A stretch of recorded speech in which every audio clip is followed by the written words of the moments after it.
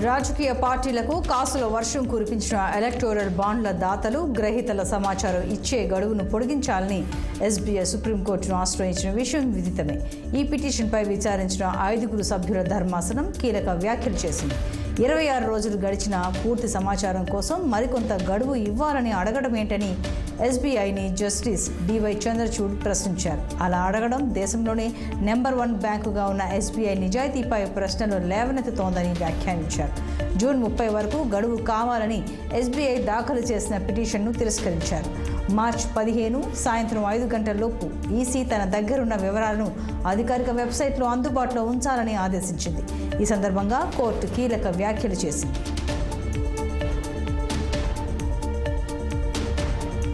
Huzurabad MLA పాడి కౌశిక్ రెడ్డిపై case నమోదైంది.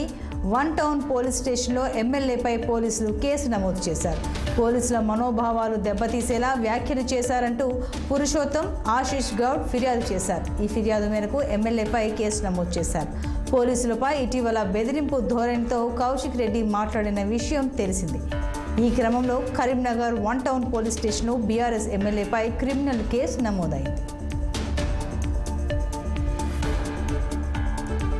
బీజేపీ అగ్రనేతలు తెలంగాణకు క్యూ కడుతున్నారు. పార్లమెంటు ఎన్నికలే లక్ష్యంగా కమలం పార్టీ దూకుడు పెంచుతోంది. ఆ పార్టీ అగ్రనేత కేంద్ర హోంశాఖ మంత్రి అమిత్ షా రేపు తెలంగాణకు రానున్నారు.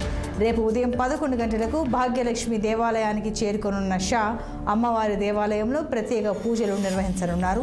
మధ్యాహ్నం 12:30 సికింద్రాబాద్ ఇంపీరియల్ గార్డెన్స్లో సోషల్ మీడియా వారియర్స్తో సమావేశం కానున్నారు. మధ్యాహ్నం 2 గంటలకు ఎల్వి స్టేడియానికి చేరుకోనున్న అగ్రనేత అక్కడ బూత్ స్థాయి పోలింగ్ అధ్యక్షుల సమావేశంలో ప్రసంగించనున్నారు.